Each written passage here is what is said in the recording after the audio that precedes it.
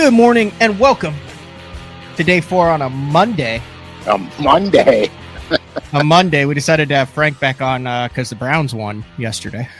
Oh, God. How We bad? were just gonna party all show. Dude, how bad is Miami to make the Browns actually look good? Yeah, that's a weird scenario there. Like, so Miami reminds me of a Whopper Plopper. It was great at once.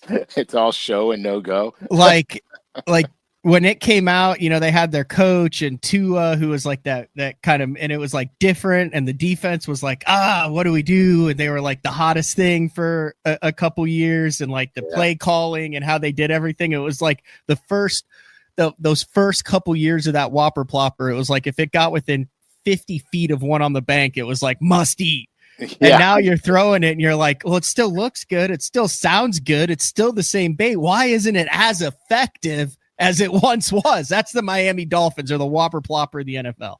That's a great analogy, dude. And the Browns are the Sluggo. Every once in a while, you're like, this thing still freaking catches them on the true turned hook. Yeah, that's exactly the red true turn hook. Oh my gosh. Yeah, dude, it's so it's being a Browns fan, it's just wrenching. Well, they keep winning. You might have a quarterback for more than 1 year. The Browns are also like that co-angler you get who you've got the limit in the boat, and that dude, like, you keep hearing shuffling in the back of the boat, and you look around and you're like, I'm pretty sure he hasn't made 5 casts with the same bait.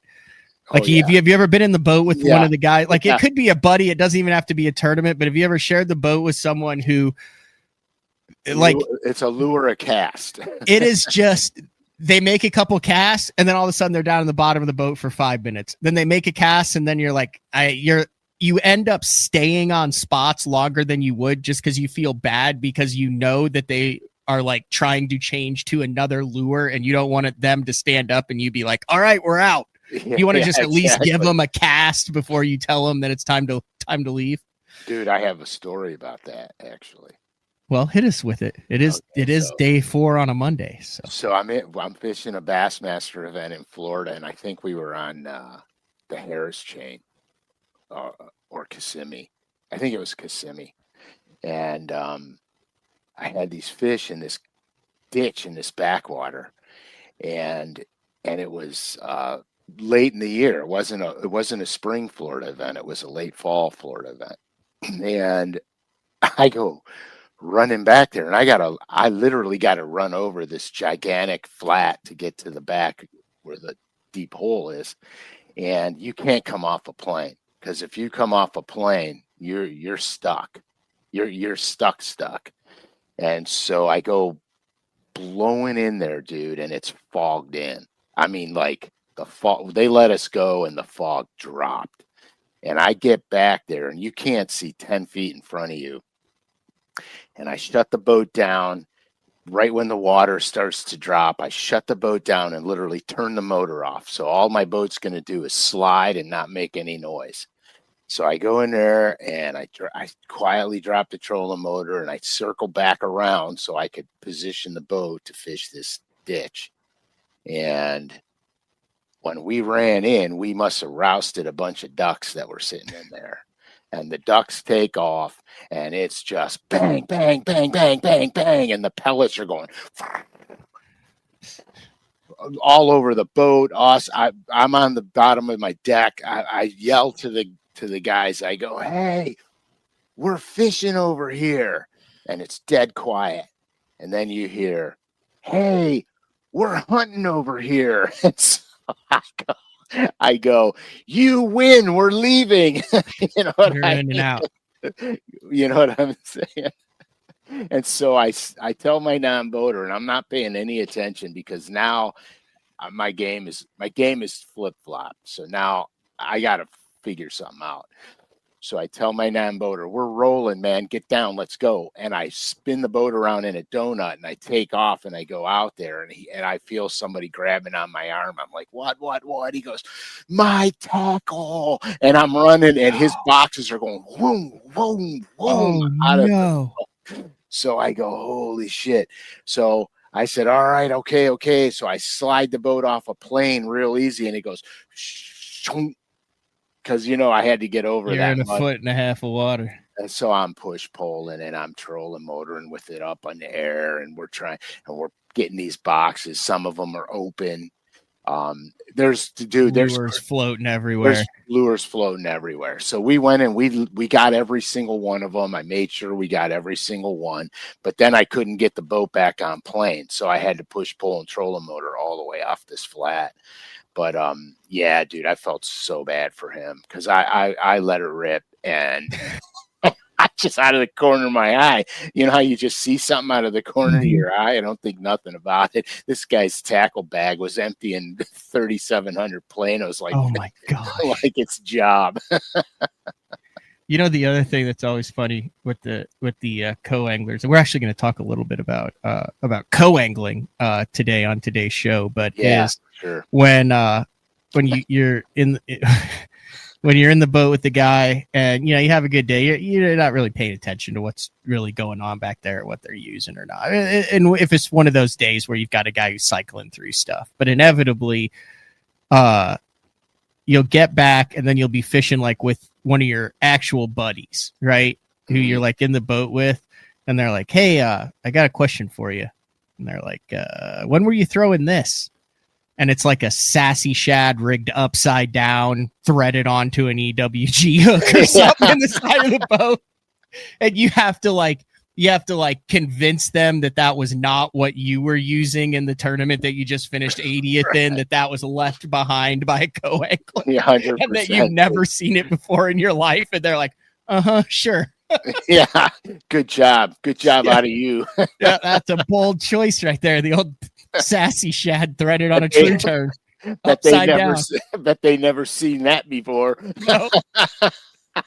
Reeling it in, it's just spinning around like a helicopter. Yeah. Or have you ever had the guy, I think I've done this, and I have been the guy who's had it where like the guy like leaves something in your boat afterwards where you're like, hey, I left my life savings worth of jerk baits in your boat, and now it's on you to make sure that thing gets shipped back to them so they can have those baits. Yeah.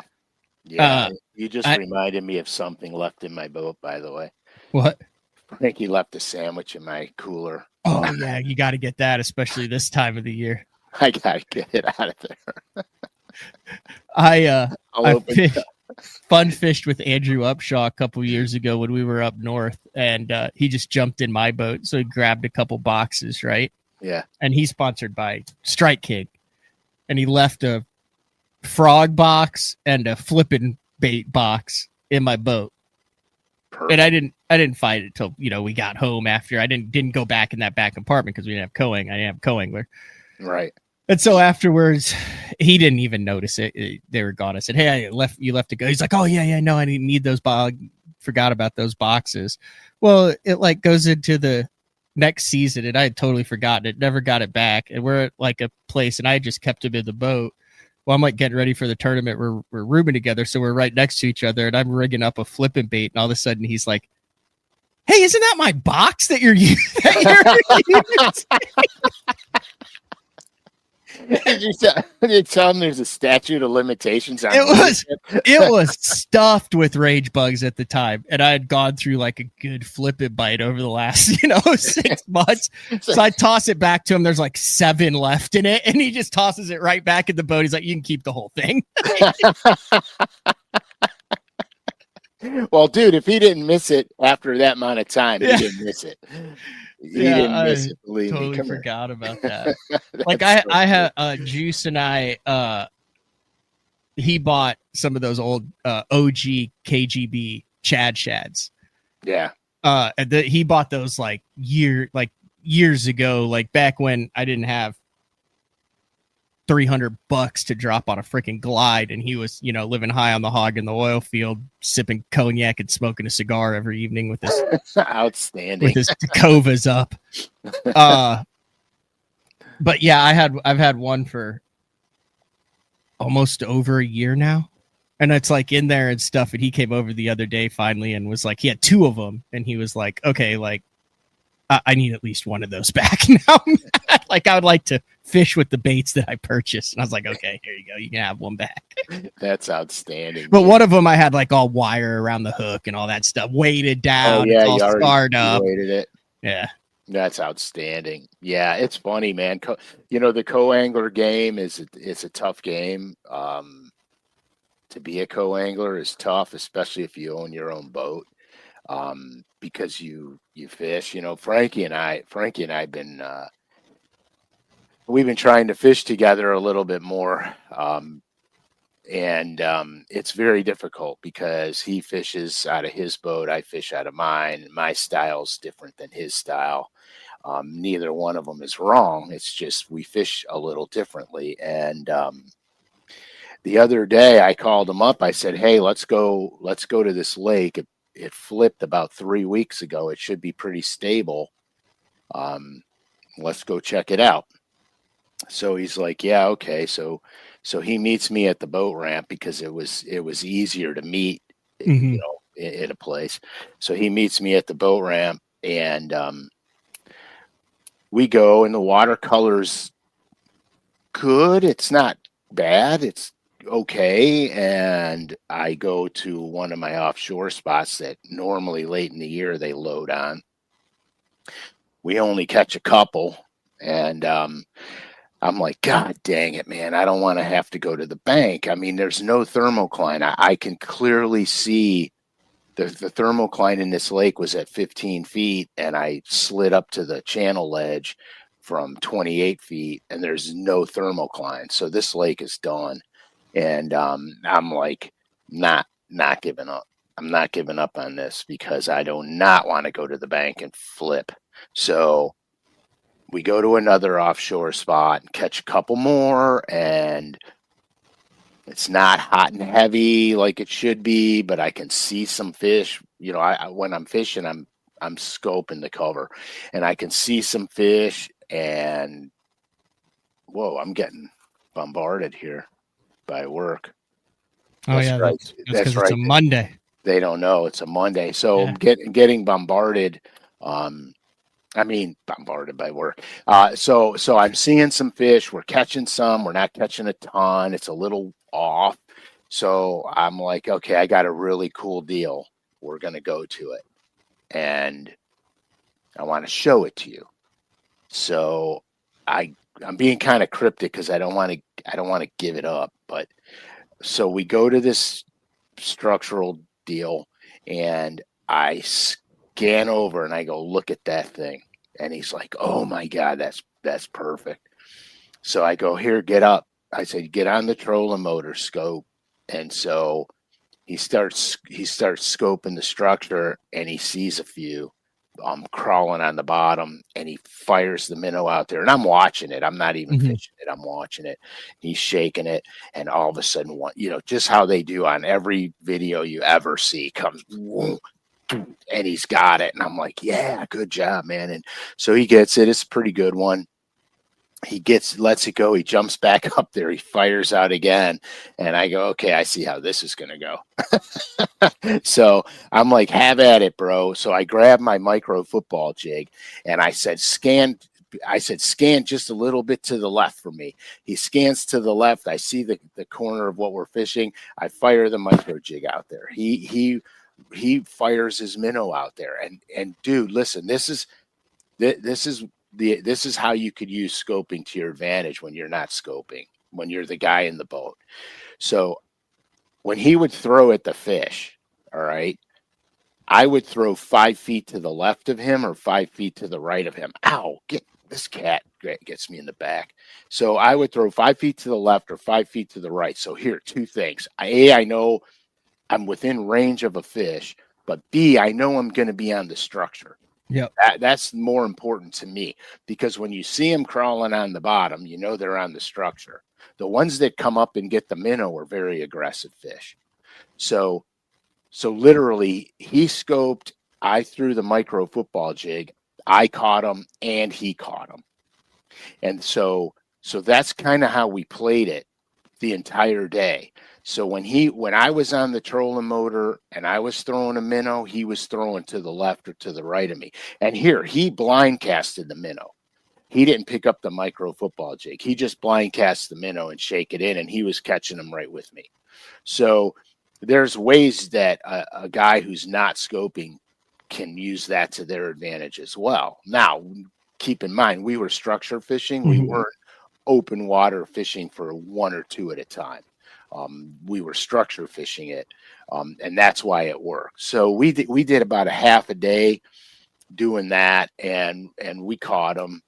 We caught some good ones, but we didn't catch any slobs. Largies or smallies? Largemouth. Oh, wow.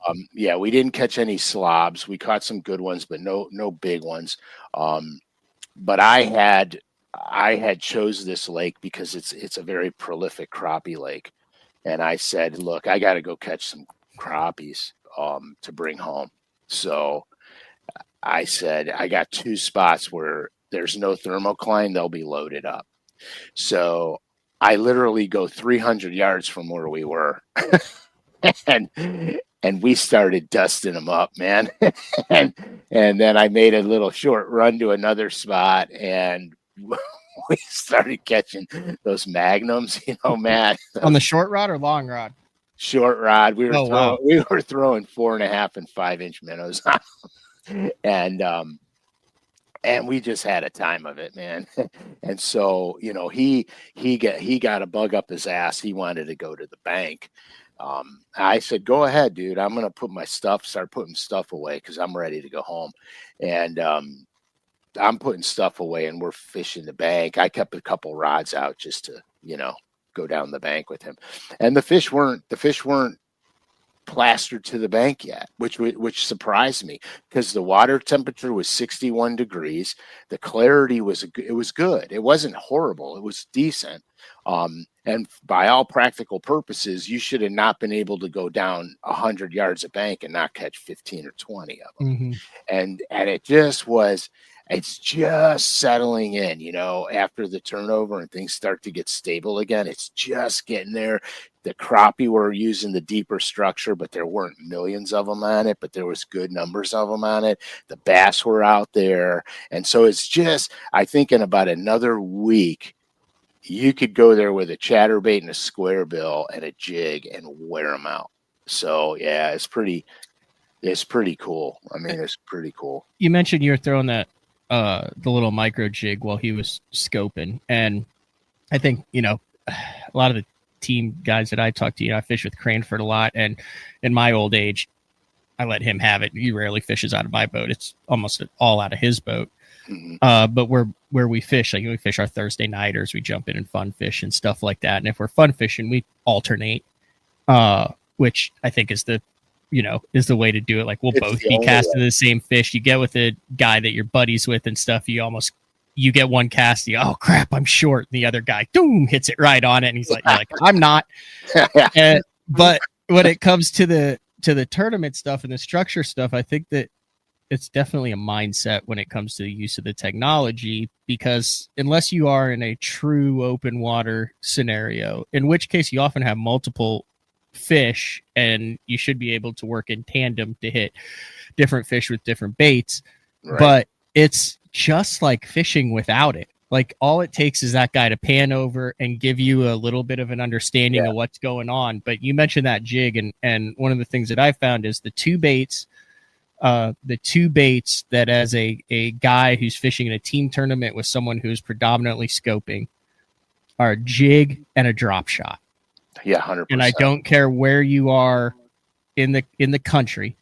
It works amazing in Oklahoma, but those are two baits that you can get an idea of where you're casting to. But if you cast in the middle of it, you're not instantly hung like if you're throwing a jerk baiter and open hook. Right. You get reaction bites. You can fish it. It always catches fish. Those are the two things. I mean, I'll have I'll take 3 rods on the Thursday nighter with him. I'll have a jig, a drop shot, and a minnow. And if we both get on it up front, we find the offshore schools, we'll alternate on the minnow. And if not, I'll let him do his thing. And he'll sweep over, see my bait going down, and then he's back fishing, and I'm back there. And I'm not trying to get up there in his business. I'm not trying to compete with him for his fish. I'm acting like it's 2008, and I'm dragging the jig or I'm shaking the drop shot just like it. And it's amazing how often I'll add, if it's a 3 fish, I'll add 1 or 2 every single week doing it, where I'm like, got one, and it's a blind fish. Oh yeah, I caught quite a few just fishing around. As long as I knew, and that's what we were doing. I'd go, Frank, scope, turn to the left a little or turn to the right a little bit. And then, or I'd say, don't worry, you just cast where you need to cast and I'll go left or right of you. And so he would cast. And what I made sure of was when I cast, because I don't want to screw his, because I don't know if he's dropping a minnow straight on a fish or behind the fish and bringing it to him. So when he would cast, I would cast farther than his cast, 5 to 6 feet to the left of him or to the right of him, but far enough away from his cast where if he's dropping on the head of one, I'm not going to spook that fish down when my jig goes, whoa, you know what I mean? So, and then it worked. I mean, it wasn't a bad day. And I don't have matching you, so I run a Lowrance at the console, and then I obviously have the OVS 34 up front with the HCS Live 12 for my mapping. But if you're in one of the boats that has either the linked Lowrance or the linked Garmin's, you can stay in the back and put that scope screen on the console screen if they're linked together, and you can be in the back and watch, and then that allows that guy up front to move around, to spin around, and you're in the back, but you actually can see exactly what he's seeing. And a good boater then will make sure that you're fishing an area that if he's in nothing, like you might be able to be scoping. We do this a lot. We do this. That's kind of our secret, is you have one guy where you scope the edge, right? Oh yeah. So you find the floaters that are relating to the edge that aren't, but that are on bait or something. So like if your boat is here, and this is all open water over here, and this is all like a flat or a ledge or channel swing up here, you put the boat right here. Now he's scoping out in the open water and up on the channel edge and stuff, but he's kicking the trolling motor here. So I'm sitting here at the drop shot, putting it on the edge, putting it up on the structure, on the brush piles that are there. So we're fishing 2 completely separate populations of fish, and it may not be the 1A plus stuff, but one guy on 1A stuff or 2 guys on B plus stuff. Give me the 2 guys on B plus stuff over the 1 guy on A stuff, because you're literally, that's the difference between fishing for 8 hours and 16 hours.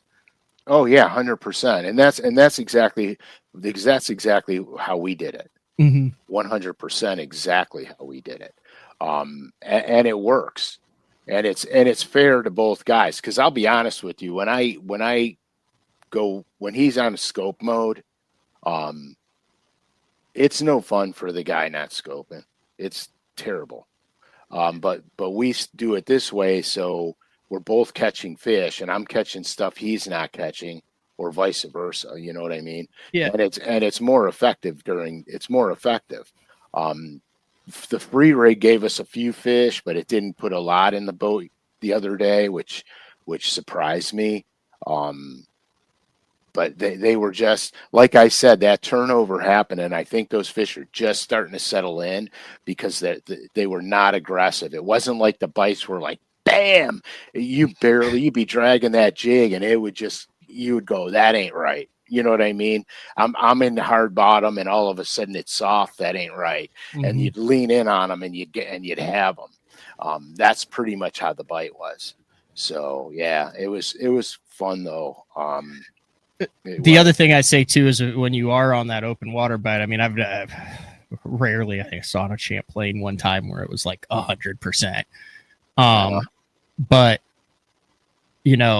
one of the other things you do, like if he's throwing a drop shot, I'll have a Nico tied on. Nico. Or if if one guy's throwing a 3 or 4 inch minnow, I'll go with a 6 or a 7 inch minnow. Or if he's big monoing, I'll go with a smaller minnow. Or if he's throwing the Nico, I'll have a drop shot. So when you have fish that, even if it's a 20-30% conversion rate to cast to catch, it's so much better to where you get the one guy, puts it on it, he follows it, doesn't bite it, put the drop shot on him, see what he does, and then boom, right there where you've got that fish hot, you've got the other guy that's behind him and he puts the drop shot and you can watch that fish go down. You're like, oh, are they more bottom oriented? Or you could have they're high in the water column and the guy with the minnows up there, the guy with the jerk baits up there, and you switch it to where you're actually kind of tag teaming it and actually team fishing for the same fish using forward facing sonar. It's not just one guy, casting to the same fish over and over again. You're putting different presentations. So like I make sure, either I'm like, typically what we do is typically he's the minnow guy or the jerk bait guy. And then I'm the drop shot, Nico rig, giant minnow, tiny minnow, spoon guy. Gotcha. Yeah. I mean, that's fair, because here's the other thing too. A lot of times that you'll be shaking a minnow and they'll follow it and then they quit on it. They quit on it. And then you throw a jerk bait down there and you pull it down there and clack, clack, clack, pause, clack, clack, clack. And that fish just annihilates it because it's a different action. It's a different look in the water and it triggers the bite. Where when we were hybrid fishing, that's what we were doing. I was burning a speed end and throwing a jerk bait. When Troy was minnowing, I was doing that and catching them because I was triggering bites. Where the minnow is more of a hunger thing, a feed, a feeding strategy. The jerk bait, burning the speed and gets that reaction bite. So there's ways to do it for sure. The thing is like I would say that you got to almost have a Ned too in that situation. Yeah, I would agree. But the Ned has, so the Nico for me is your Frank Ned. Has replaced the Ned a lot, and I think it's because I can get the Nico down a little bit faster. Like to me, I'm not a heavy Ned guy, and maybe I need to be. But a Nico will, when you rig it perfectly straight, will fall straight, and that Ned will wander. Yeah, and I like spiral. If I'm trying to accurately put it on something, especially if I'm with another guy who's running it, and honestly, it gets to the point where, if I'm making a cast here and he's making a cast here and he's running the trolling motor, he'll watch where my stuff lands, see if there's a fish on it. He'll know that it's 10 or 15 feet from the fish. He'll find his fish, make his cast while his stuff is floating. He'll go back to my stuff, see what's going on that. If nothing's taking interest on that, then he'll go back and check his. So we're literally standing side by side, and he's running on a 0 degree, and I do the same thing, 2 casts at the same time. And it's not frustrating. You're working in tandem because you're not saying, oh, sometimes you have a guy go, oh, left, right. But when it works, what I'm saying is, I think you bring up a great point, because, whether you don't have a boat, whether you do have a boat, whether you're the guy with forward facing, whether you're used to running it and you're not, if you're saying you're getting screwed by it, there are instances where you are. Just like there are instances where when the fish are really tight to the frickin' bank, and you've got a guy who's paralleling a riprap with a crankbait, or a guy who's flipping very tiny isolated pieces of cover, you're hosed just like you are in the open water when you got a guy who's doing figure eights out there chasing roamers. But 100%. The vast majority of the time, I think you see guys who are very close-minded to, oh, I don't like to go with him because he scopes, or I'm not fishing this as a co-angler because it's going to be a scope tournament. You are close-minded to the opportunities that present themselves to you. And you either need to learn how to work as a team or how to work with what you're given as a co-angler there. Like I said, middle of the lake, random roaming fish. There's certain things you can do to up your odds, whether it's an umbrella rig or whether it's a little swimmer on a jig head or whatever. But you're just as screwed going with a guy who's ticking the rocks, cranking down the bank on a 500-yard stretch of riprap. When I fished the Jerry Ryan Trail way back in the day, okay, I lost the coin toss, and I had to go as a co-angler in the guy's boat. No big deal. I was on fish, good fish. I knew what I needed, so I packed a little bag of shit that I had because I knew what I was catching them on, and no matter where this guy went, I was catching fish. So I didn't worry about it. I packed my little bag, grabbed my 4 rods, hopped in the guy's boat. First thing he does, he blows all the way up the Clinch River, pulls up on a bluff wall, puts his boat on the bluff wall. He's paralleling the wall with a Bagley prop bait.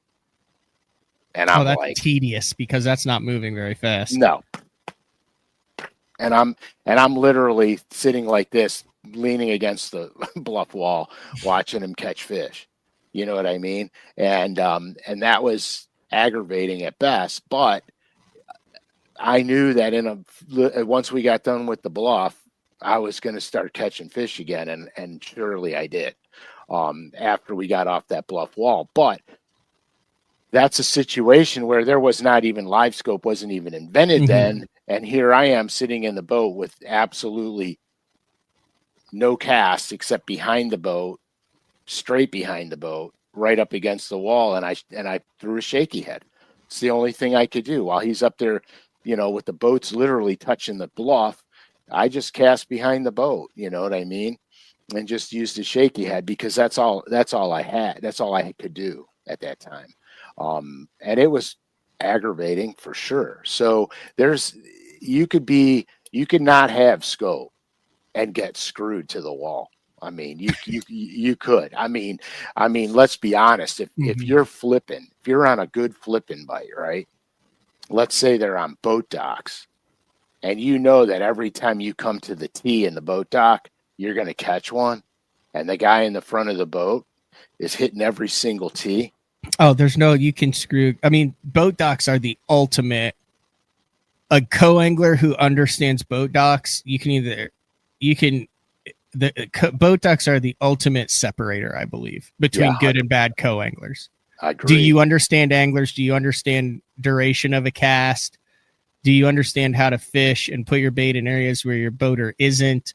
Do you understand how to make casts to where if you get bit, your boater isn't 3 poles down when you set the hook, and now you've got a freaking Jenga puzzle to get the thing out of there? Like 100%. Like that's a game in and of itself, and you can tell. At least I can within about 30 seconds whether you've got a guy who's going to be hung up in boat lifts all day, or whether you got to mind your P's and Q's.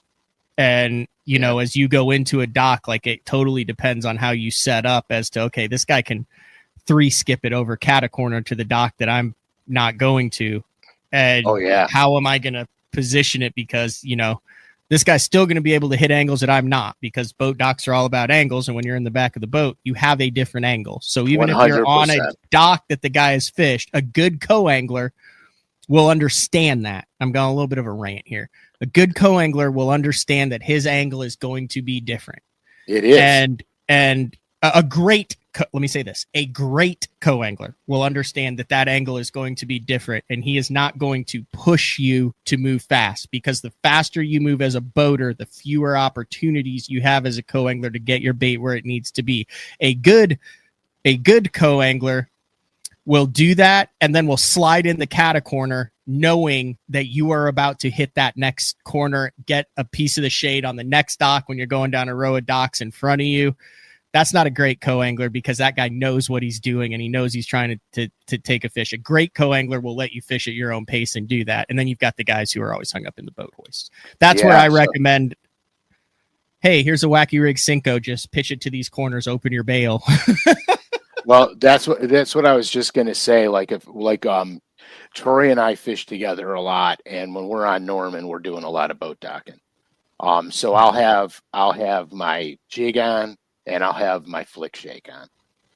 And Troy will dissect the dock where you will be very lucky if you could even have a cast at it. That's how good he is at it.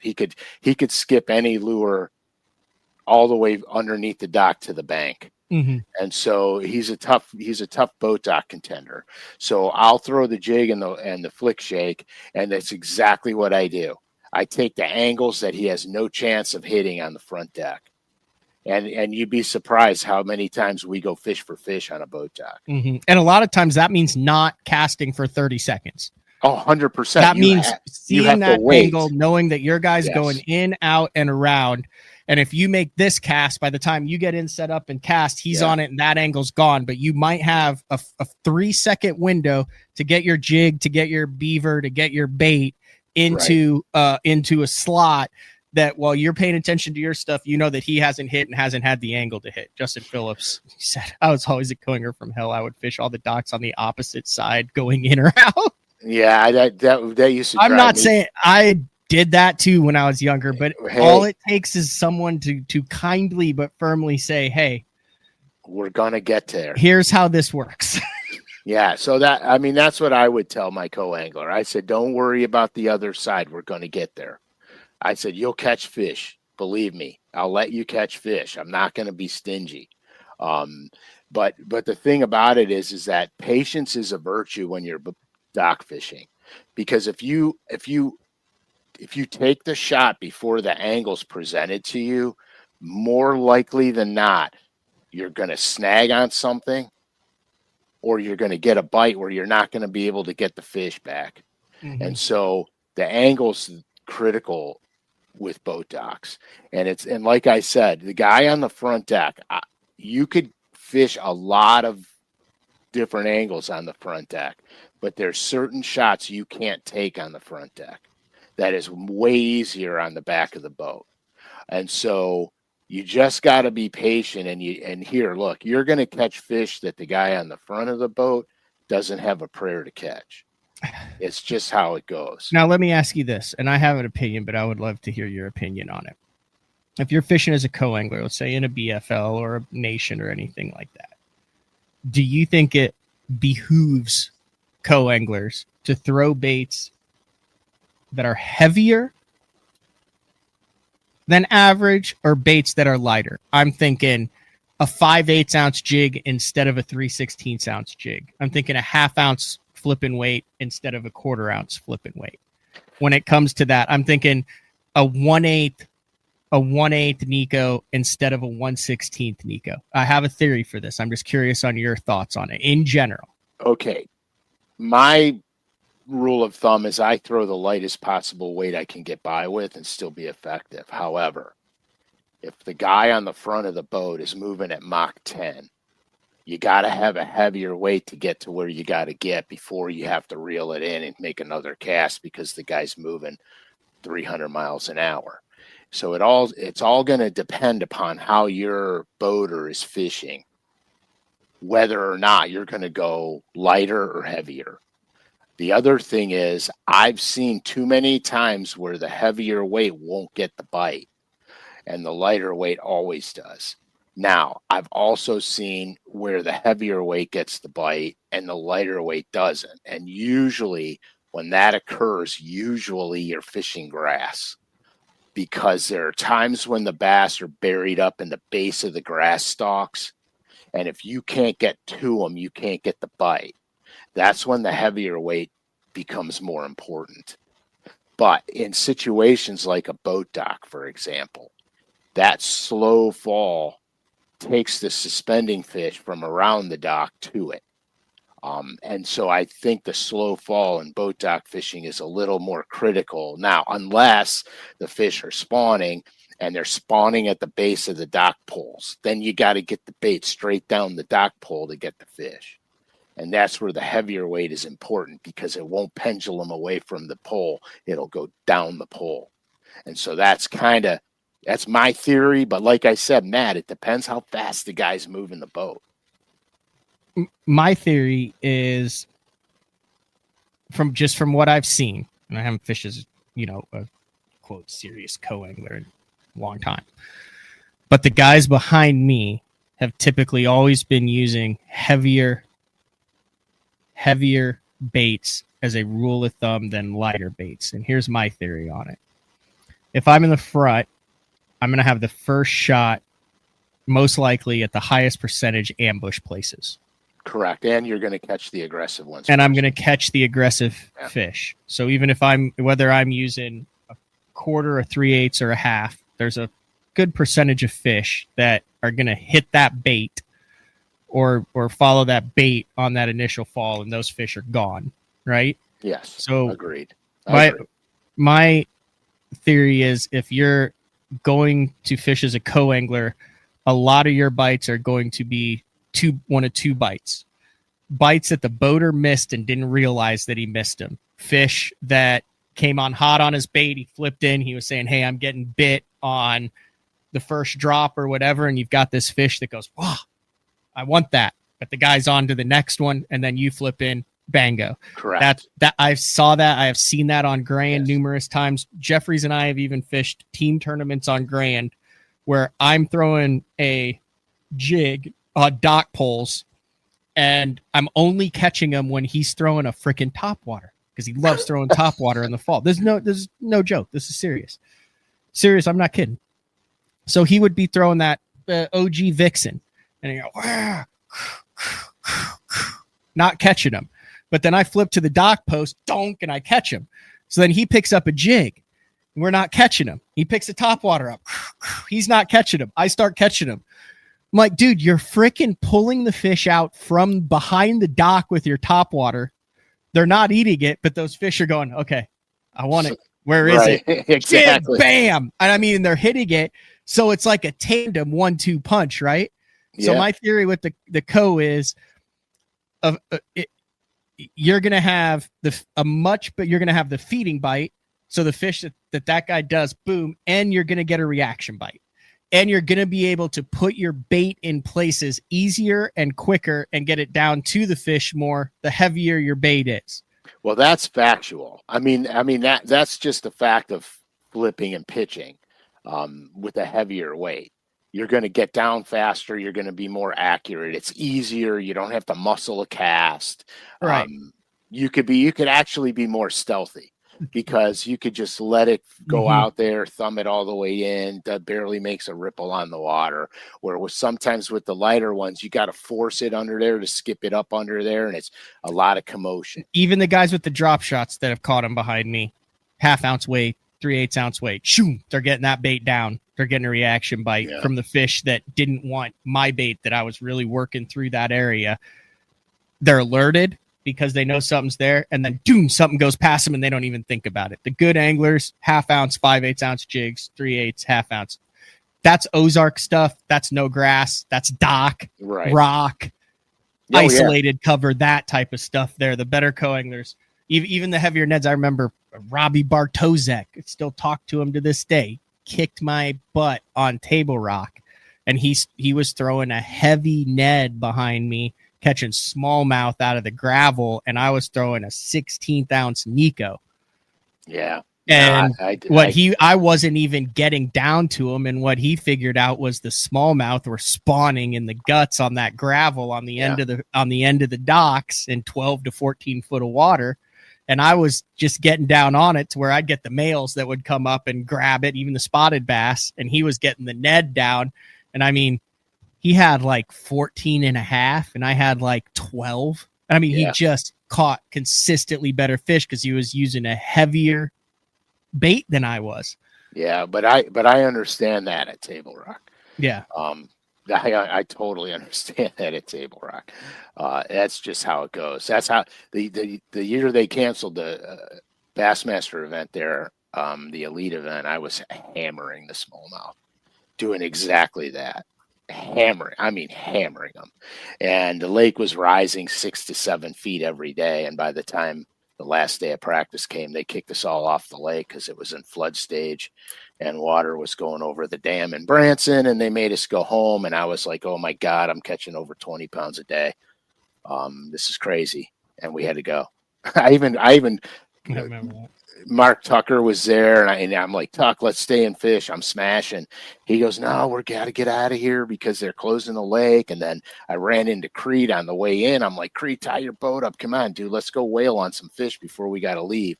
And he's like, no, they want us off the water and blah, blah, blah. You know, I told the story before on this show, but yeah, I mean, oh my gosh, it was a smallmouth freaking bonanza on that lake, and to the likes of which I've never seen there, and I've never had it happen there again. And I think it was all the water coming through the system and the fact that the smallmouth were staging on the deep gravel. Well, it wasn't deep at the time, but on the gravel to spawn, and they just never left it. So the more water that piled over their head, they just stayed where they were. One day it's 15 feet, 2 days later it's 20. But they never left the gravel, and that's what I was doing exactly. I was throwing a jig head and a yum, and God Almighty, was I catching them, man! But yeah, we're gonna bring on a special guest here once I actually get the correct link to him. Remember Jon Stewart? He worked for Bass. Yeah, I've been on his show a couple times out of Kansas. They do it on the Kansas Bass Nation, but he runs a lodge on Grand Lake too. Oh, sweet! And one of the things that I wanted to kind of talk about today, we're talking about we got into the scoping deal. I thought that was a good conversation. Well, it's such a divisive topic. It doesn't have to be, though. Right. That's exactly right. It doesn't have to be. I mean, it just doesn't have to be. I hate being in the boat when Frankie's scoping. I'll be honest with you. It's no fun for me, but we find a way to make it work. You have to find a way to make it work. I like co-anglers. I enjoy having them in the boat. It's different without them. I think once you reach a certain level that the co-anglers, especially good co-anglers, impact the day positively for their professional anglers more so than hurt I the agree. pros once you get to the top, which is why I don't think they should be there, because more often than not, I think you're going to have guys who are clueless who their co-angler clues them on to something that then they catch them that they wouldn't have, more so than, oh, this guy didn't win because there was a co-angler with him. 100%. Especially at the lower 100%. levels and stuff. I've been on record for years and years and years of saying it is an integral part. It is an important stepping stone for some. It is, I mean, that's how you enjoy it. Like, you don't have aspirations to own a boat, run a boat, drive around, all that stuff. Like, you just want to go fishing and enjoy it, and you enjoy the competition aspect, and you understand how it works. But I feel like it's gotten a bad rap. I feel like a lot of the co-anglers, I don't want to generalize. There are co-anglers these days who do not, just like there are boaters who do not adapt to the changing times. There are co-anglers who have not adapted to the changing times, and they are pinning their lack of success on their inability to adapt, not on the fact that there are not opportunities to catch fish. And that's 100%. In the vast majority of stuff. I'm sure there are some BFL divisions where everything's floaters out in the middle of the lake. Even then, my thought on that is, if it's legal and you're in a tournament, there's going to be a first, there's going to be a last. The goal is to come in with the 3, 4, 5, whatever the limit is, heaviest bass. Everybody is fishing under those same circumstances. And it might not be how you used to do it. Like, if you're on Hartwell, you might not just both pull up to a point and start chunking a weighted fluke out and have a 50-50 chance. But guess what? There's still going to be a co-angler who wins at the end of the day. There's still going to be all the co-anglers who cast the checks at the end of the day. And if you look at it, it's usually the same guys over and over. If it wasn't, if it was totally random, then everyone would have an equal chance and everybody would be cashing checks however many % of the time based on what the field is. Right. It's adaptability, and guys, it's using your head out there. If you get angry and frustrated, you're taking yourself right out of the game. Because you're putting too much energy on being angry and frustrated, and not enough energy on what could you do better to catch a fish behind the guy you're fishing with. Well, let's bring Jon in, because Jon was the Federation Nation tournament director and the Bass Nation tournament director with Bass, and he's worked with Bass all the time. I bet he doesn't anymore. I bet he has some good co-angler stories, and I bet I just occurred to me. I bet he would have no problem just emitting. I'm speaking on his behalf now. Emitting some names. You're totally. But dude, the guy does. He's got no dog in the fight anymore. What's up, Jon Stewart? How are you? Good morning. How are you guys? Good. Thanks for jumping on. Am I correct in that? I mean, and if you don't want to dive into that, don't. But I don't know what the statute of limitations is or whatever on that. But I would imagine, I mean, you worked with bass, you ran probably outside, the BFL and the Bass Nation. I mean, you dealt with a lot of boater / co-angler issues, I would imagine, back in the day. Yeah, I mean, so many. I mean, the problem is that I'm old now, and so they don't really stick out. They just kind of all lump together. Once in a while, I'll be chatting with somebody, and something will come up, and I'll be like, "Yeah, I remember that guy that did this or whatever." Most of the time, honestly, if I'm being completely honest, I really didn't have that much problem throughout my time. There was a few angler disputes, whatever. I think you can take care of a lot of that in your pre-tournament meetings. 100%. 100%. And Matt, I was a black and white guy, tournament guy. Didn't mess around, didn't mince words in the tournament meeting, didn't want to hear frivolous crap, that just wasn't going to go anywhere. And you knew that. Correct me if I'm wrong, you knew that, Matt, right? Oh yeah. Yeah. So I think most of the problems I had was back in the old team days. When you had divisionals and you had state teams and you had 12 people on a team or 20 people on a team or 6 people on a team, whatever it was at the time. And my biggest issue was having teams complaining about other teams, like taking their guys out in the middle of the so lake. They wouldn't win because they knew, yeah. If there was a team doing well and a team that wasn't, Oklahoma was doing well and Kansas was not doing well, and Kansas guys drew some Oklahoma guys, they would be accused of, taking them out in the middle and not letting them catch some fish so they could win the tournament. I had probably more of that than angler issues, really. Yeah, that makes sense. There's some pretty crazy stuff that went on throughout my time, but not a lot of angler stuff, really. Yeah, I mean, for the most part, my career in Bassmasters, you have 3 co-anglers a tournament, sometimes 4 if you're lucky enough to make the split. I can count on half a hand the co-anglers that I would never fish with again. Hey, yeah. Frank, do you know how Jon combated that in one of the last nations that he ran? Do you have a team that catches him, takes him out? He just put us on Milford where there weren't bass on the bank or out in the middle. So you didn't have to worry about screwing anybody because nobody was catching them once the 7 fish on the dam got caught on day 1. Perfect. Good strategy, Jack. Milford Lake.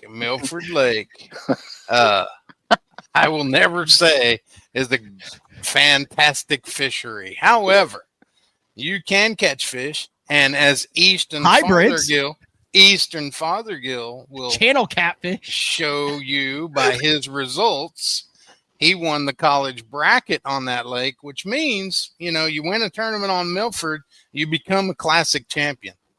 That's that. If you look at the data, that's what it would suggest. That's correct. Oh man, do you still do stuff with the ABA or anything, or are you like totally out of the tournament, the director game? I do run an ABA division here on Grand.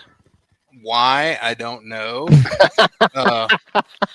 But what they asked me, for years there was a division on Grand Lake, and they asked, I've got some buddies that run one in Kansas and run one in on Stockton Lake in Missouri, and they said, hey, why don't you run one on Grand, and we'll kind of run them all together, gather prizes together and stuff like that. And I said, well, I said, if they'll let me do them on Wednesdays, I'm good, because, I can't do them on the weekends, got too much to do, or I'm fishing a tournament. And ABA said I could do them whenever I wanted to do them. So I do an ABA division on Wednesdays. I'm getting ready to come up with next year's schedule. I think we'll start in November, do a November, December tournament, and then probably a March, April, May, June tournament. I used to fish ABA back in the day. Yeah. Yeah, they were good. They were well run. Yeah, I mean,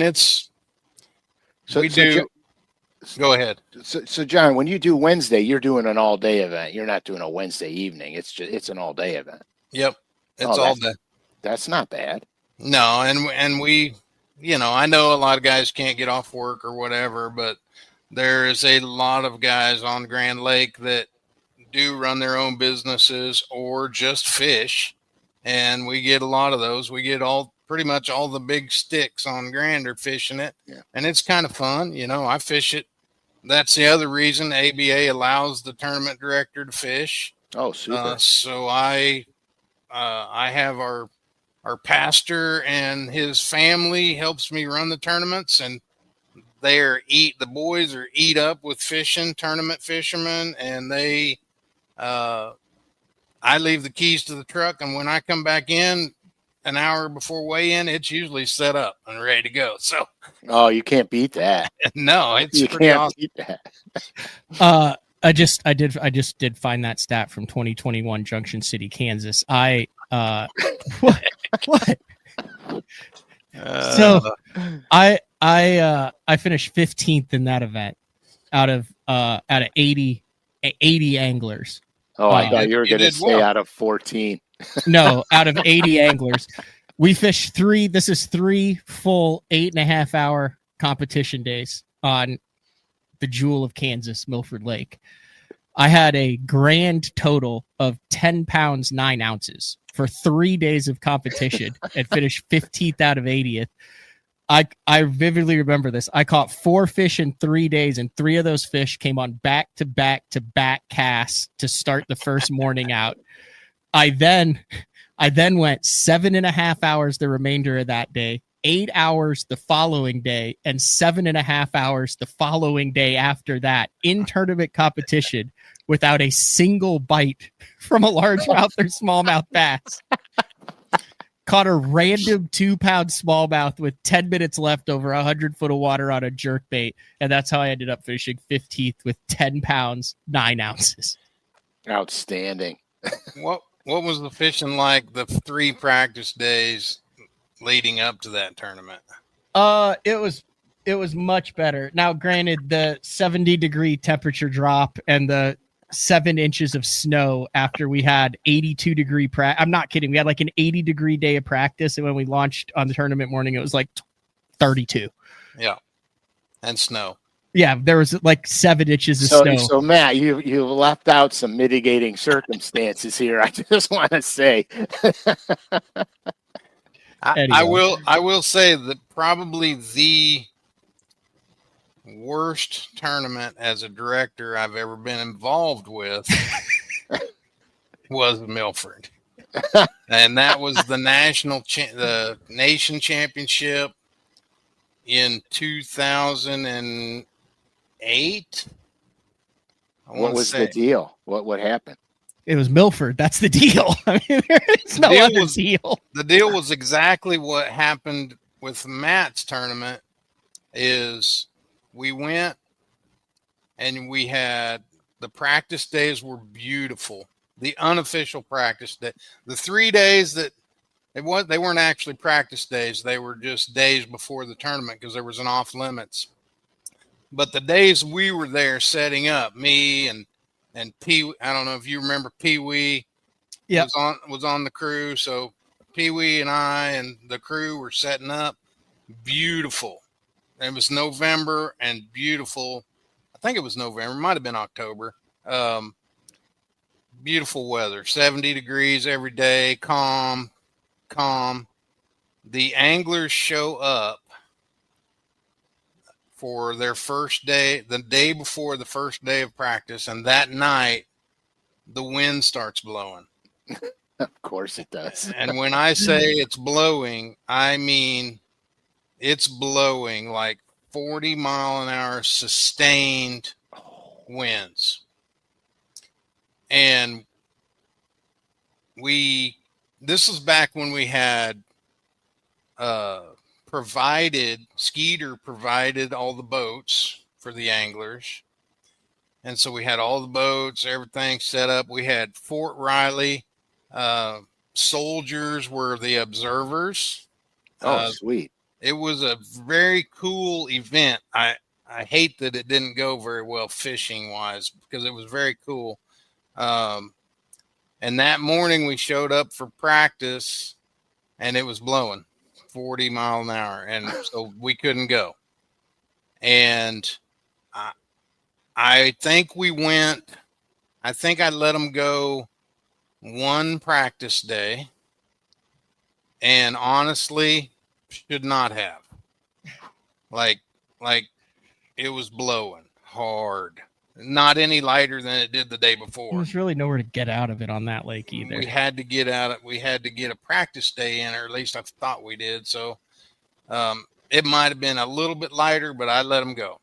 And it was not good. We tore up some boats. Oh yeah, you'll do that. Guys that didn't know how to run. It was a mistake on my part. I'll be honest with you. And then the first two, I think competition days were canceled. Oh my gosh. It blew 40 mile an hour for 7 days straight. Holy smoke. All night long. Like I would wake up at 2 a.m. praying that I did not hear the wind. And I did for 7 days straight. Like I'd wake up and it'd just be howling. Holy outside. cow, I found it.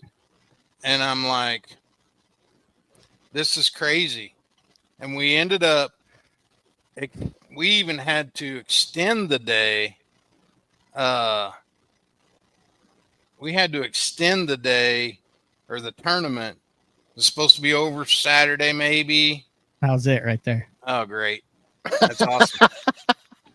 Look at the face. Look how windy it is. Look at the faces of the anglers. I mean, it's ridiculous. Oh yeah, that's being dejected.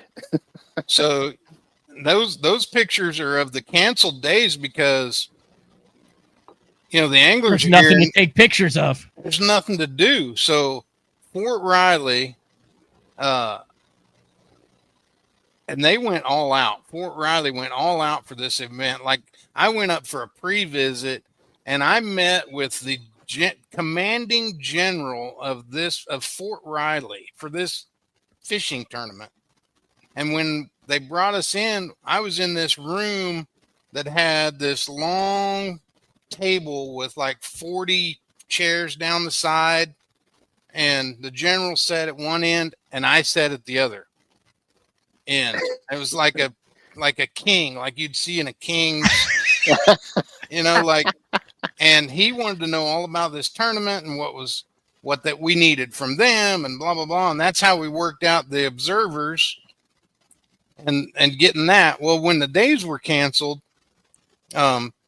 he arranged for buses to come pick up the anglers and give them a tour of Fort Riley.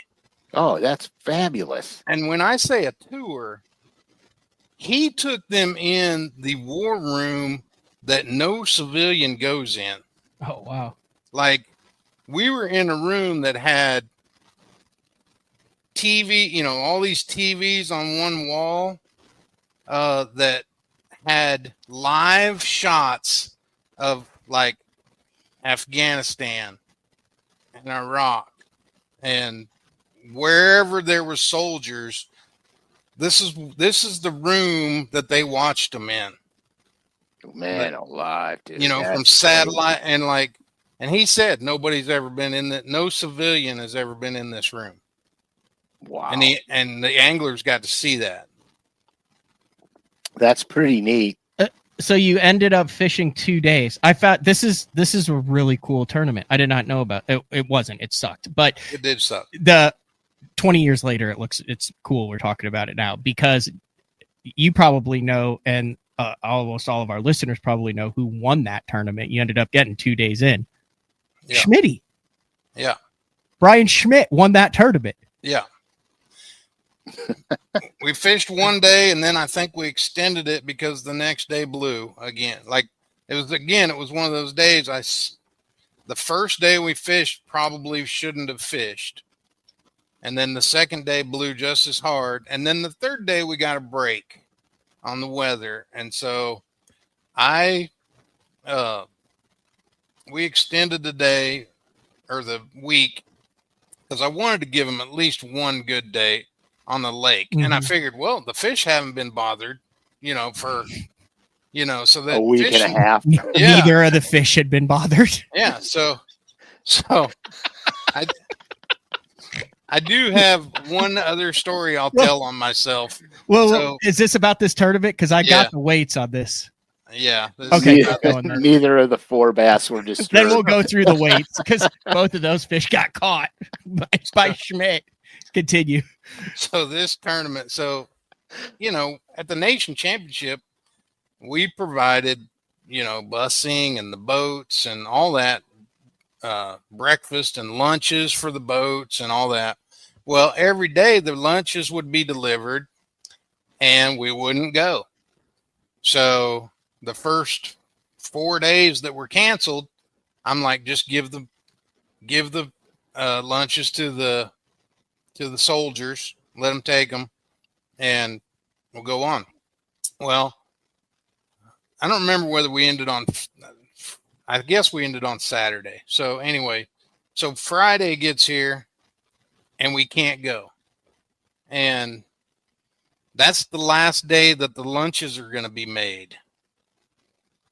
And so we're talking with the weather people, trying to decide what to do. Can we move it to Saturday? Can we not? Blah, blah, blah. I finally make the decision to move it to Saturday. And I come out of the building and all my crew is around and my wife is on the crew as well. So you got Pee Wee, you got my wife, you got several other guys.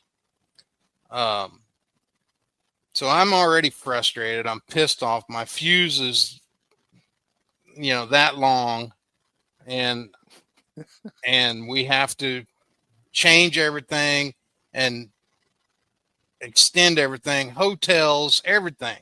Well, I knew that I would not be able to get the lunches redone because the place that was doing them wasn't open on that day, or I didn't want to spring it on them or whatever. So I'm like, so I walk out and I tell Pee Wee, grab the lunches, put them in the cooler for tomorrow. And Pee Wee says, we gave them to the soldiers. And I lost it.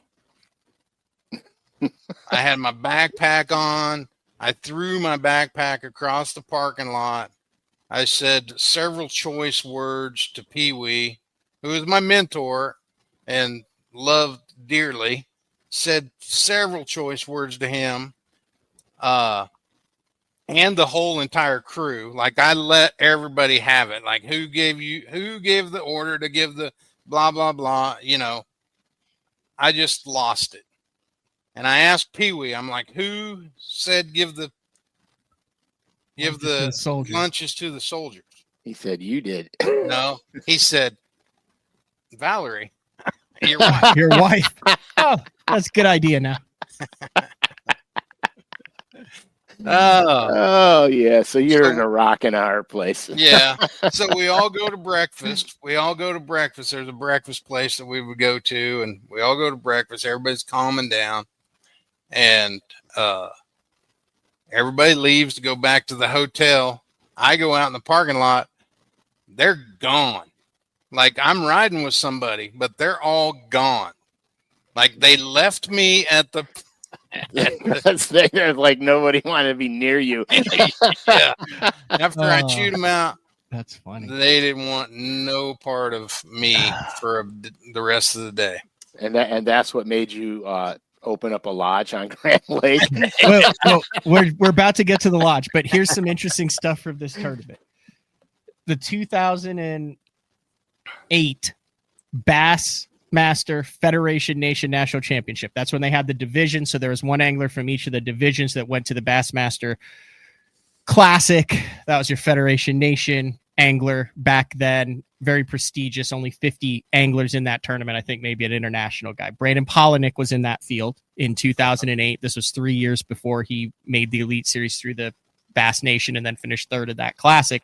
Obviously, Schmitty, who we know is one of the most winningest anglers, the Potomac Grass. He wins the tournament. He wins the 2-day tournament.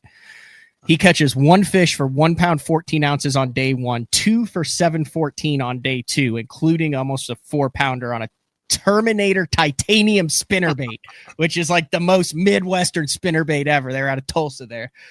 Wins it 2-day total, 3 fish, 9 pounds, 12 ounces. Outstanding. Hey, it doesn't matter, dude. It's just about the W. It gets better.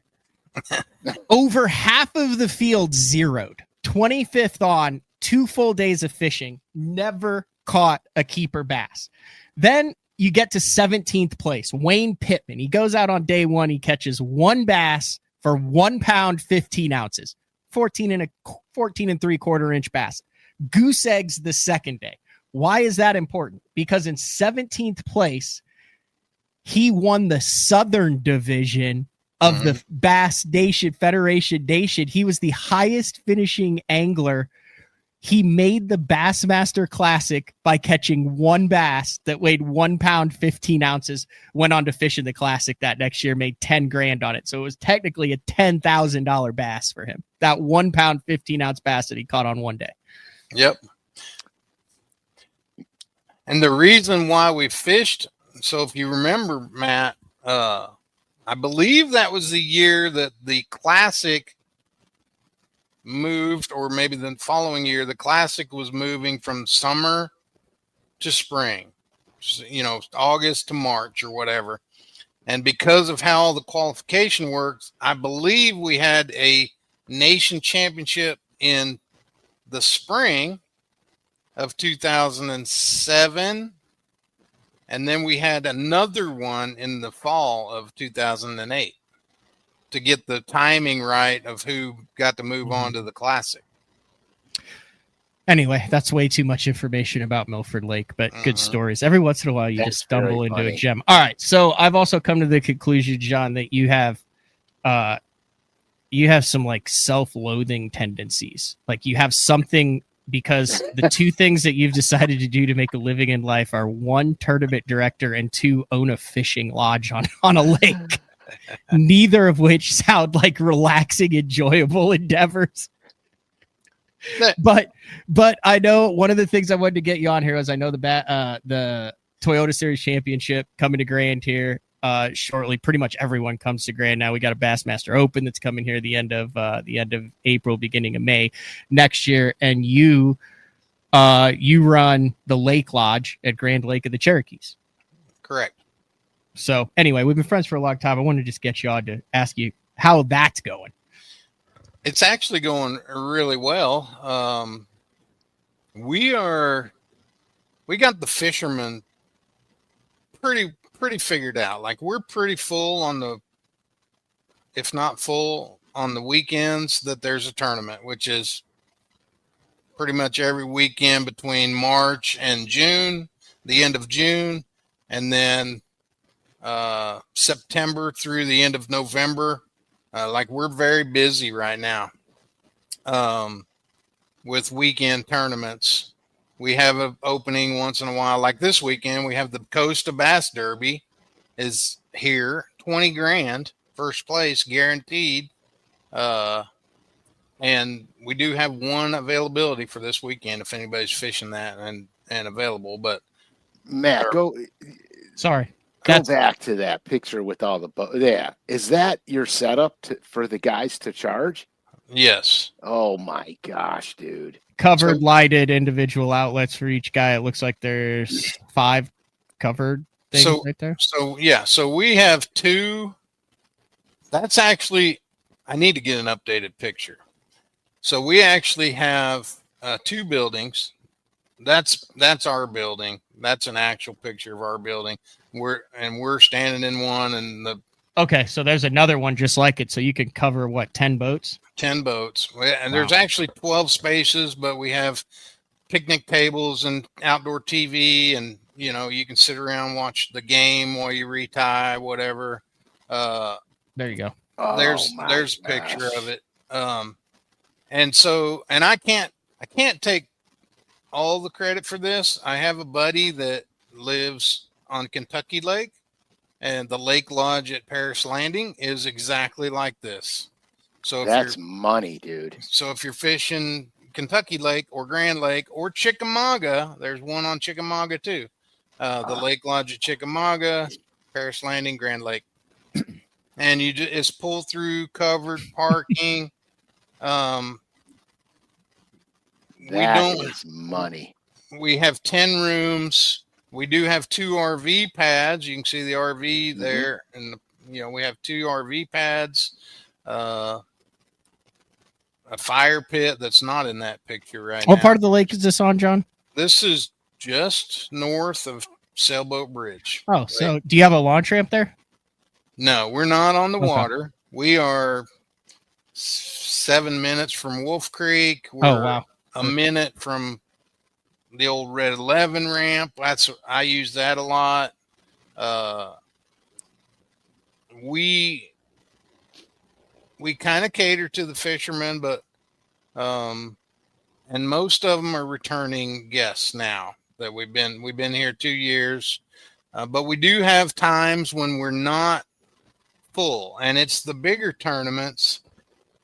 It's the the Toyota series. We're not full. We have like 5 rooms left. And I know, and like next year we have a BPT, and like you said, there's an open coming here.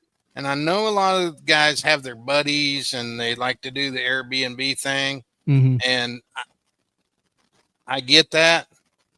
But every time I've stayed in there in Airbnb, I've had to fight for a parking space, and it's crowded. And honestly, our rates are cheaper than most Airbnbs, and you don't have to deal with that. You got your own room, your own bathroom. We're kind of combating that for the Toyota series. I think a lot of guys are staying at Airbnbs, and I think the opens, we don't have a lot of guests signed up for that yet either. Or opens, guys. We do things last minute, John. I know, but yeah, then we run out. You guys, man, that's the setup right there. I feel like you need to hire Frank to come in and maybe maybe do one Frank Scalish signature room, and then you could charge double for it. You walk in, you got some custom artwork here. Yeah, you got maybe a life size. You could take a picture of a life size picture of Frank. We'll hang the big wall. You get his favorite mattress in there. Yeah, it's like a theme room. Yeah, I mean the rates are $100 a night. I mean you can't hardly beat it. And they're the same. Yeah, $100 a night, and it's the same price at Paris Landing and Chickamauga. $100 a night. And holy smokes, man. I don't know if they do this at Chickamauga or Paris Landing, but we give free ice. So we have an ice chest out front of each building, and we bag our own. We've got an ice machine here. We bag our own, and you can grab 2 bags of ice in the morning. I mean, that's $10, right there. And so it's really $90 a night. And like I said, when it's raining, you're sitting out with the lights on, retying, watching whoever, OU or that. If you're here, you're probably watching the Cubs or the Broncos. But I could also see as it gets colder. I mean, I think Grand Lake really underrated hybrid striper lake, really underrated crappie lake, and I don't think it's underrated. I think everyone knows about it, but the blue cats here that the guys get out in the wintertime are off the chain. Yeah. So that's where the covered stuff comes in handy too. Also, not only when it's hot and stuff, but also in the winter as you get. Do they do spoonbill and stuff on Grand too? They do. That's big. That's big time. I think they're scoping them now. Yeah, but the hybrids are. Frank, when you come down in January, if you didn't have a hybrid lake near you, I took Matt Steffen there for a day, and he said it was the most fun he's ever had. I mean, schools of thousands of 23 to 25 inch hybrids, which will be 26 master angler size this year, and then they'll all die because they don't reproduce. But I mean, for the next couple of years, it's going to be a banging hybrid lake too. Which it wasn't when you first bought the lodge, was it, John? No, not really, but it is now. Answer Jim's question. Each room, all the rooms are the same. They have 2 beds, 2 full-size beds, coffee maker, mini fridge, microwave in each room. We have a gas grill at one building, and we have a Blackstone at the other building. Oh, geez. That you're welcome to use. We even have, my wife and I live around the corner in one of the campers there until we build a house. We have an acre on the other side of the tree row here that we're going to build a house, but we're in the camper right now. And we have a smoker that we let people use. If you have a big group, like a whole club, we just had your Wednesday night group here, Matt. I think so. I need to clarify some things there. So I jump in and co-angle that with Austin Cranford. Sometimes Austin is the one who fishes that trail. I just jump in and co-angle with them. Some of those guys may or may not want to slash his tires. I feel like when I fish with them there, whatever. Whatever. Austin came in and kind of was like, well, there's one other kid who fishes it who's like really good for a college out there, and he like wins everything. And I was like, you'd be at the bottom of this lake, Austin, if it wasn't for this kid who's fished with them since they were 8. And he's like, I can't beat him. They stayed here. He fishes at Montevallo. Super nice guy. I'm kind of joking. A lot of the guys are nice. Some of the guys are you could not tell, friendly. You could tell there was a little bit of tension between them and the. Yeah, but that's mainly Austin. That's me. I just show up and just co-scope. That's our first half of the show. On that, I'll claim Shawnee Twin Lakes, but that one I just fill in for Austin when he needs it. So none of that's directed towards me. Like in all honesty, the convenience of that covered boat thing blows me away, because there were so many times fishing Bassmasters that the weather was 100% brutal out, and you got to get all your stuff rigged, and I would go to a drive-through car wash, pull my boat in there, rig tackle in there, and it is a pain in the butt. That is spectacular, dude. I've got I think it's on the Facebook page. We do have a Facebook page and Instagram, the Lake Lodge Grand Lake, or Lake Lodge Grand Lake. Website is thelakelodgegrandlake.com. Like the Lake Lodge. State. Like the Lake Lodge Grand Lake. That's right. But we do have there's a video floating around of last year's nation championship, which you fished, didn't you, Matt? I did. And it rained cats and dogs.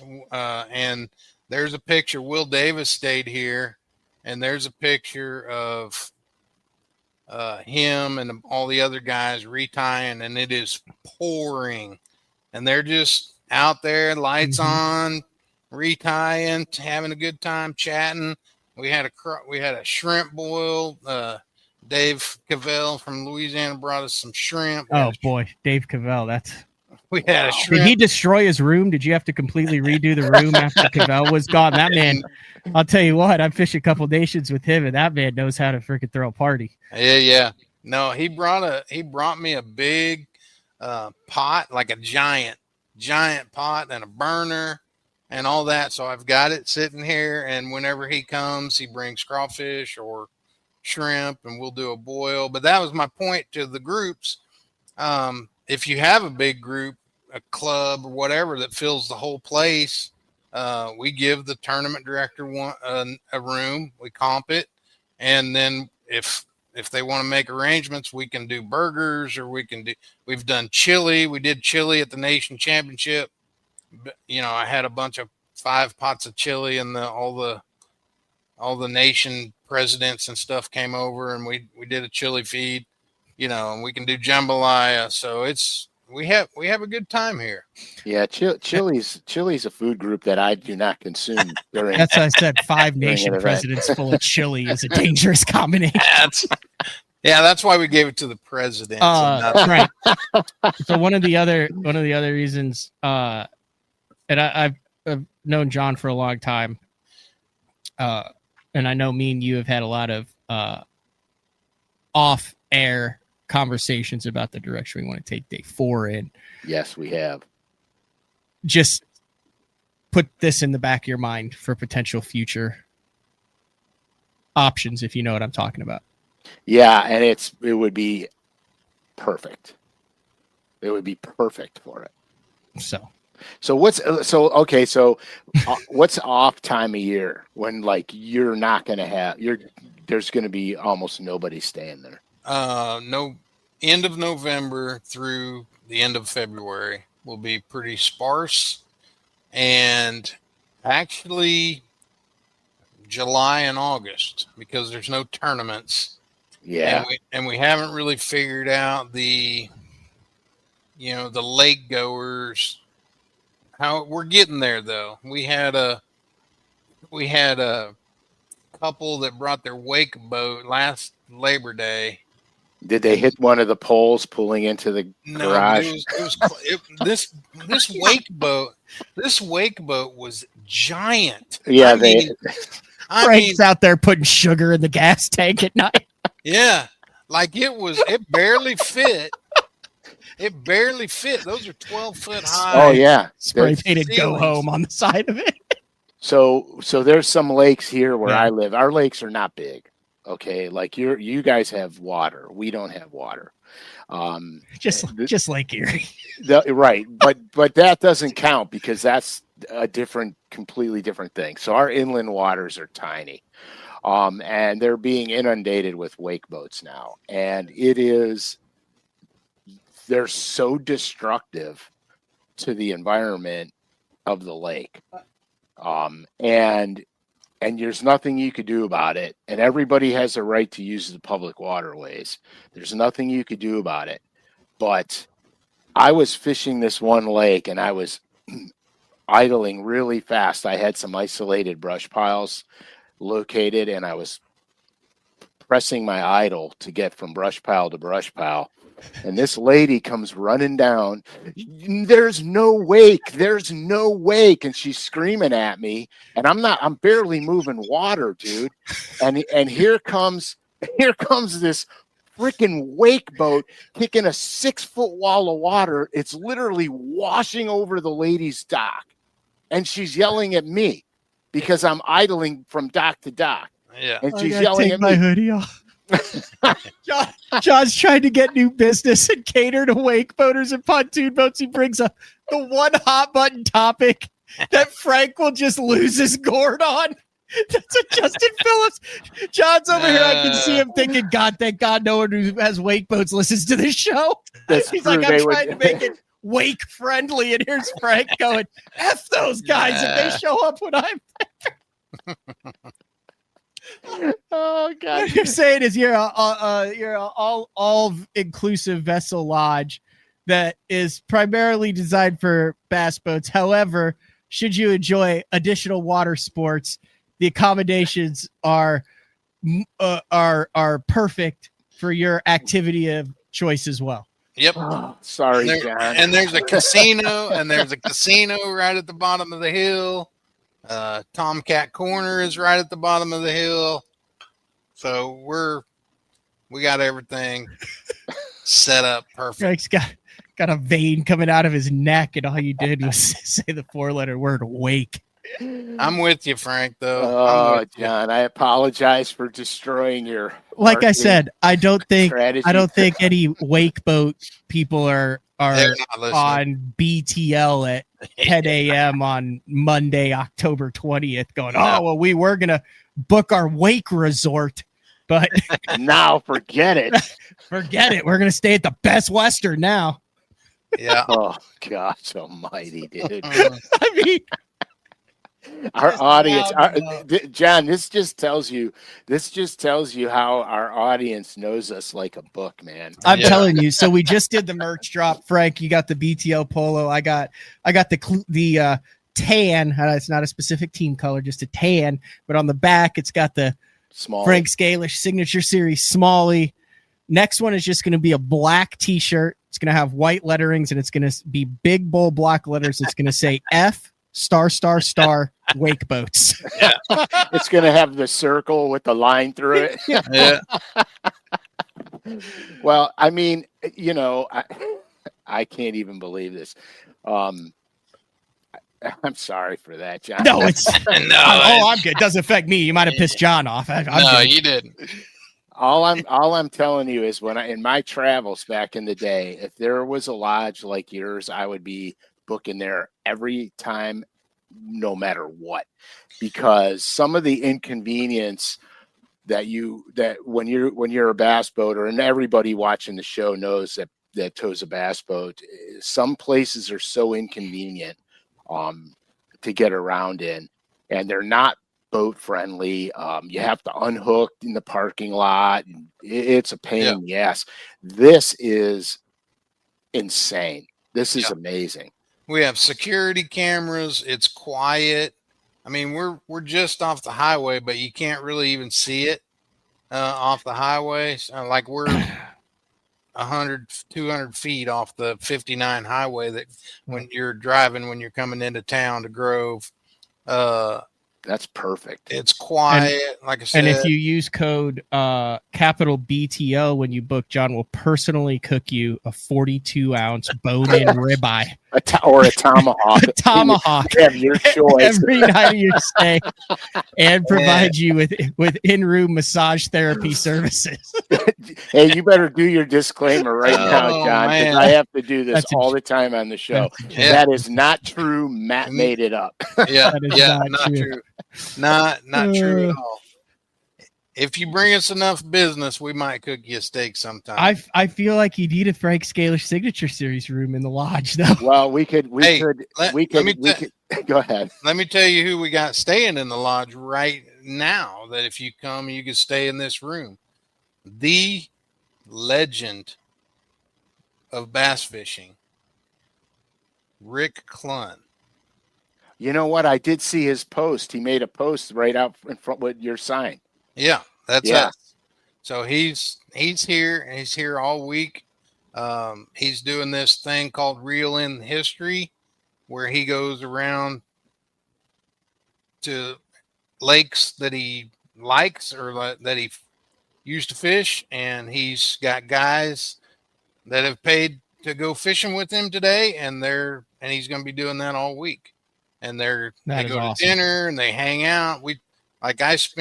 My wife and I spent yesterday afternoon, all afternoon, just sitting around telling war stories with Rick Clunn and Melissa and the two guys that are down to go with him today. So pretty cool. That's cool. Yep. I'll put the link in the description for the show, the YouTube description after this. It is The Lake Lodge, Grand Lake, all one word. I would just say if you're coming to Grand and you do the Airbnb thing, just do me a favor, drive through, because we've had a bunch of guys do that and a bunch of guys now stay here. At your price point, how in the heck could anybody go to an Airbnb? I don't know. There's hidden charges with Airbnbs. Mm-hmm. I mean, how would anybody, the convenience of pulling in there and your boat's right there, your room is right there. It's quiet. It's monitored. I mean, what? I mean, who? And we've got space, so let's just say, You have a wake boat. no, let's say you and Matt come here and you both bring your boat. You're both fishing the pro side of whatever. And let's say we fill up and we've got 20 boats here. We have the space and we have the outlets and we can make that work. We've had events where the guys each backed in motor to motor. Gotcha. So like half their boat was in, so they got half their boat covered, but they were plugged in and they could still sit underneath the lights and retie and all that. Or if they don't want to do that, we have space all around the property. We can park a lot of boats.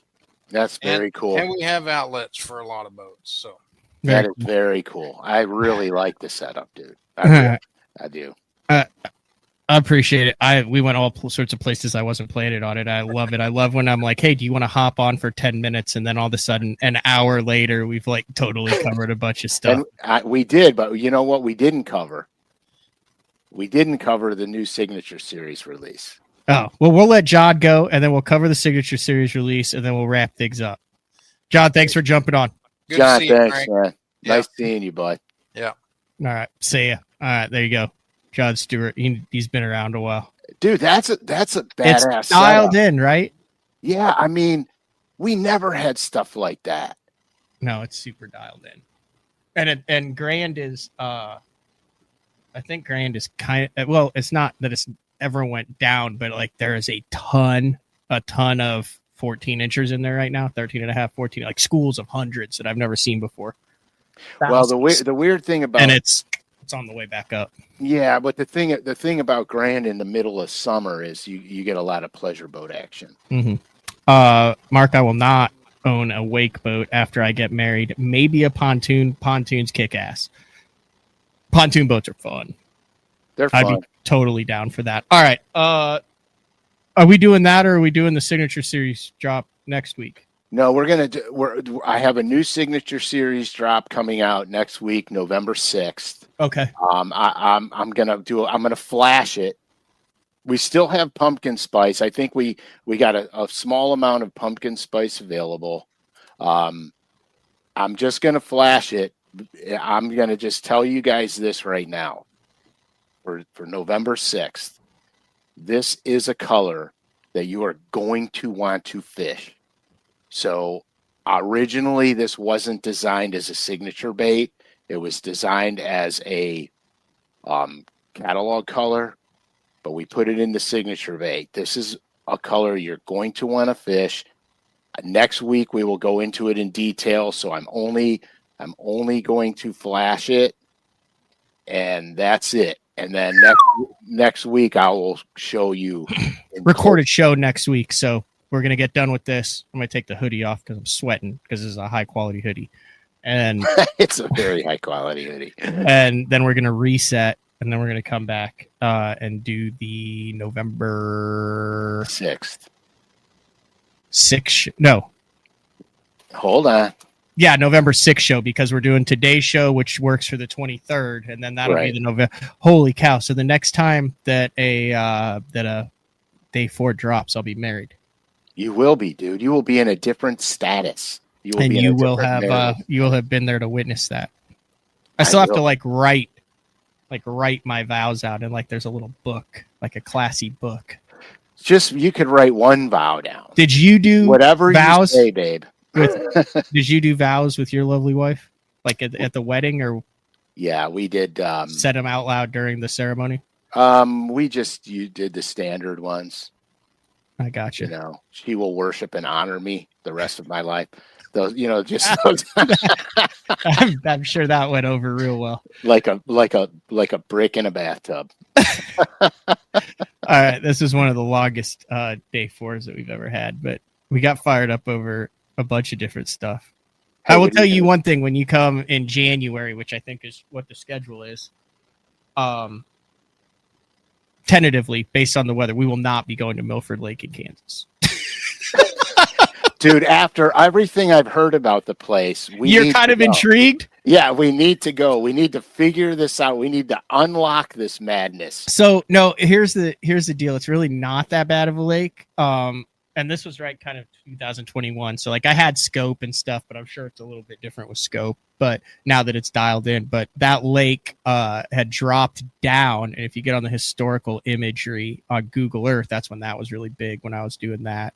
And there are like all sorts of badass foundations. Like it'll be like a middle of a cut and then it'll just be like rubble, like in a square.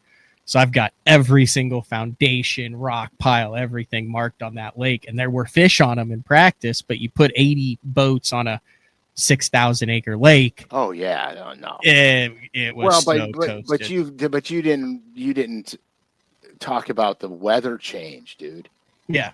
That's crazy. That's crazy. That's That's